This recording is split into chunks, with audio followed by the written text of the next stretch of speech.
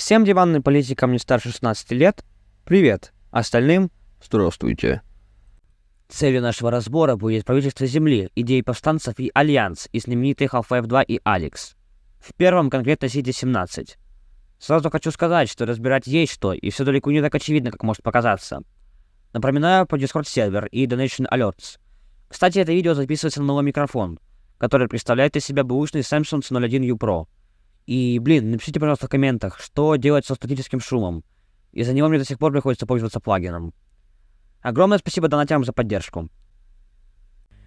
Итак, план аналогичен видео про Арстоцку. Во-первых, мы разберем общее поверхностное состояние государства. Во-вторых, социальные лестницы. В-третьих, собственность. Сюда относится жилье, предприятия и так далее.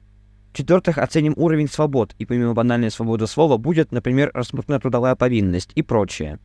В-пятых, политику в отношении национализма и патриотизма. И, наконец, в-шестых, подведем итоги. Теперь можем начинать.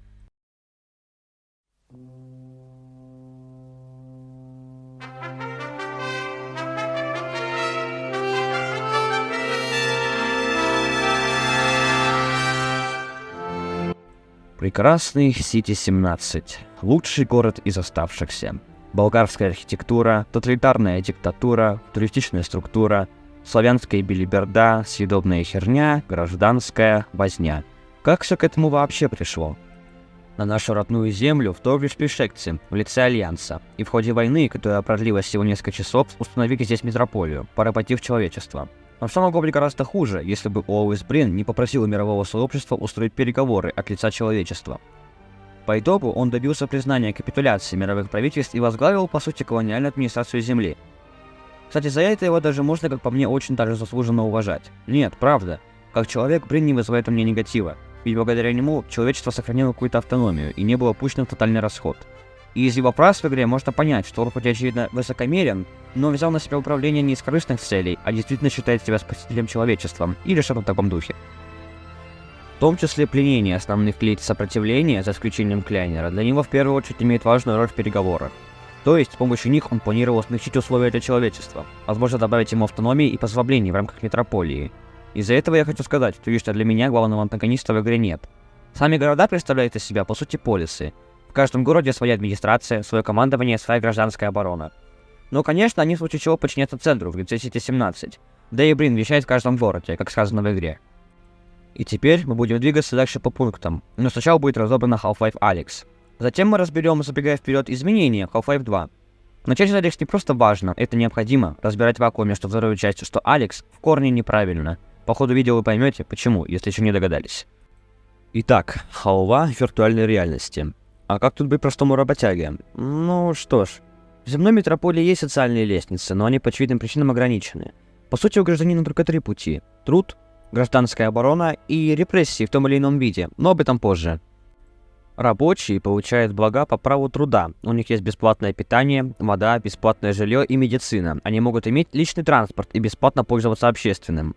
Заметьте, что каждый гражданин ходит в своей одежде. Эта деталь будет важной при переходе к разбору второй части. Соседка с начала игры имеет дохерища кошек, и вы представьте, сколько нужно еды, чтобы их прокормить. И да, в Алекс показаны различные производства, в том числе потребительские.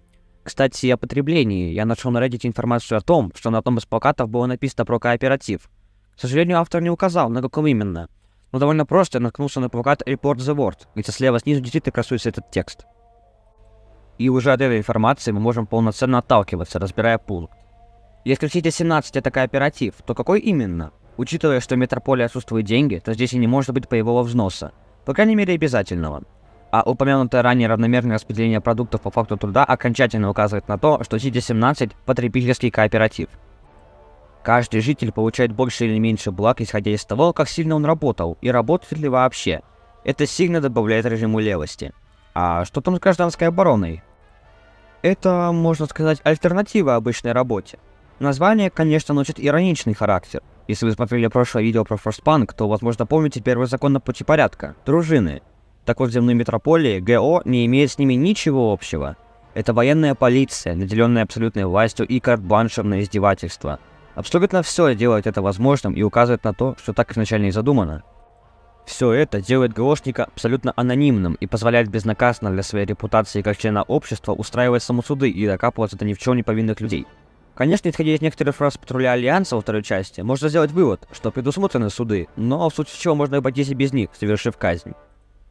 Сами метрокопы получают за свою работу дополнительное питание. И как еще одна отсылка к роману 1984, в Сити-17 есть новояз. У метрокопов есть очки стерилизации и ранговые очки, но на какое-либо развитие в социальном плане они не влияют. Более того, работа в гражданской обороне является ловушкой Джокера.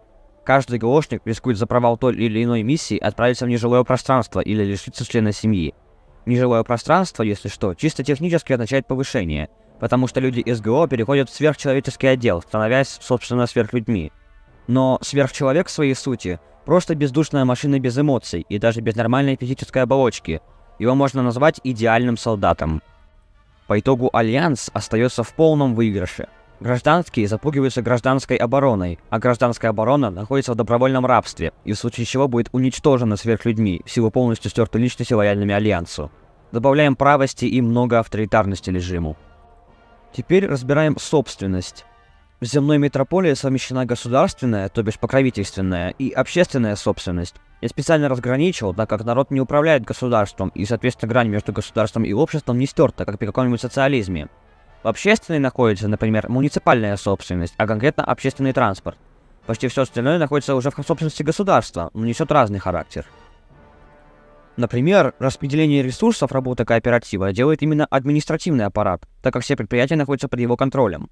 Но делать это справедливо.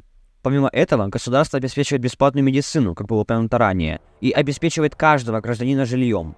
Добавляем левости к режиму, но также добавляем авторитарности за отчуждение населения от государственного управления. И, что тоже было упомянуто ранее, гражданам позволено иметь личную собственность по типу транспорта и домашних животных. Переходим к разбору свобод. Сразу отметим, что в Сити-17 отсутствует трудовая повинность. Я бы никак не отнес это к координатам, но учитывая, что мы имеем дело с метрополией, мною будет накинута либертарность к режиму. Согласитесь, что быть добровольно безработным на абсолютно легальных основаниях в условиях колонии весьма и весьма необычно. А теперь, господа и дамы, тушите свечи. По гражданскому кодексу ГО может наказать гражданского по сути за что угодно, по своему усмотрению.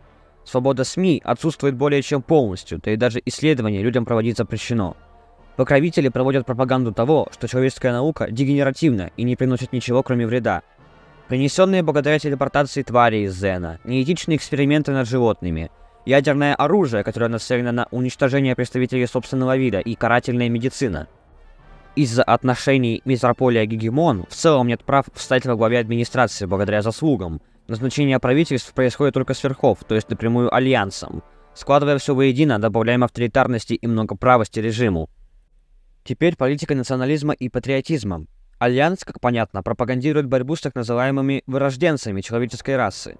Существует сверхчеловеческий отдел, в котором работают уже не люди, а бездушные идеальные солдаты, беспрекословно подчиняющиеся приказам Брина и советников. Можно еще сказать про подавляющее поле, но лично у меня к нему в Half-Life Alyx нет претензий. Если рассматривать Альянс как империю технократов, коими я их и вижу, то речь доктора Брина в начале второй части звучит очень даже правдоподобно. Но, конечно, это тоже часть расовой политики Альянса.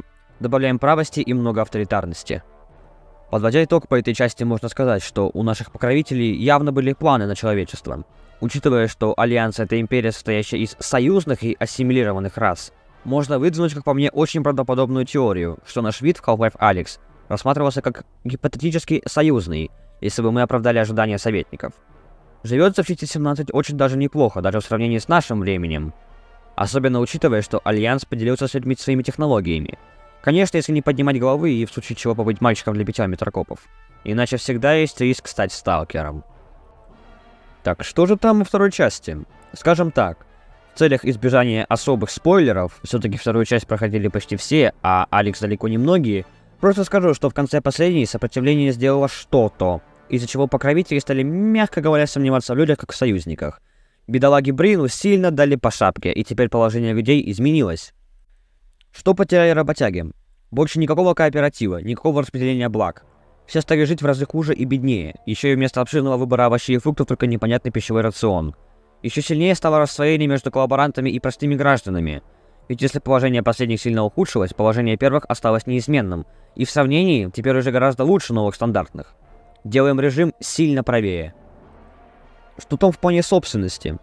Справедливости ради, Альянс по-прежнему гарантирует медицинскую помощь и жилье, но отныне у граждан не может быть личной собственности. Никаких машин и домашних животных. Это делает режим правее и авторитарнее, делая жизнь полностью отчужденной. Чего Альянс лишил человечества в плане свобод? О, ребята, что стало еще хуже. Теперь у граждан забрали право банально одеваться так, как им хочется, еще и ограничили и без того ограниченную свободу перемещения. Добавляем авторитарности, хотя куда уж больше. О политике национализма и патриотизма говорить особо нечего, в том плане, что просто со времен Алекс стало больше сталкеров и солдат в силу общего закручивания гаек, из-за чего увеличилось количество репрессий. Подводя общие итоги, затронем сопротивление. Спасибо вентилям за Half-Life Alyx, ведь благодаря этой части стало ясно, что Альянс далеко не такой плохой, а сопротивление далеко не такое хорошее. Почему? Именно благодаря сопротивлению во второй части так плохо живется. Если придерживаться моей теории о том, что советники технократы, то именно благодаря сопротивлению Альянс потерял к нам доверие. А ведь Брин очень старался выбить для человечества теплые условия, и в том числе во второй части. Цитата. Что ж, отложим воспитательную работу до следующего раза. Настало время показать себя на деле. Сверхчеловеческому отделу следует еще заработать право, доказать свою незаменимость в составе надзора Альянса. Полагаю, вам не нужно особо напоминать, что альтернативой этому является тотальное уничтожение наряду с прочими вырожденцами. Так не позволим же себе совершить такой ошибки. Я приложил все силы, дабы убедить наших покровителей в том, что вы – лучшие представители вида. Но они без особого энтузиазма приняли мои слова к сведению, и сделали это таким образом, что даже я усомнился в сказанном. Время доказать это на ваших плечах, равно как и ответственность за провал. Дальнейшее меня не касается. Исходя из принципа империализма Альянса о том, что берется лучшее из каждой вселенной, совсем не удивительно, что первоначально экономика напоминает плановую, и упорный труд справедливо награждается. Но что в Алекс, что во второй части, строй представляет из себя метропольный государственный капитализм. В таких условиях аналог колониальной буржуазии помогает выкачивать ресурсы для гегемона. И кто знает, быть может, если бы не сопротивление, человечество бы стало союзником в составе Альянса, и наш вид бы овладел псионикой или слился с технологиями, в хорошем смысле. Большое спасибо за просмотр и отдельная огромная благодарность донатерам, которые помогают делать контент лучше. Также хочу выразить отдельную благодарность подписчику Джону, который помогал мне по лору. Это видео я, наверное, могу назвать лучшим на канале. Здесь информация исключительно с Reddit или и вовсе собранная самостоятельно. Конечно, не без помощи Джона. Будьте здоровы, товарищи.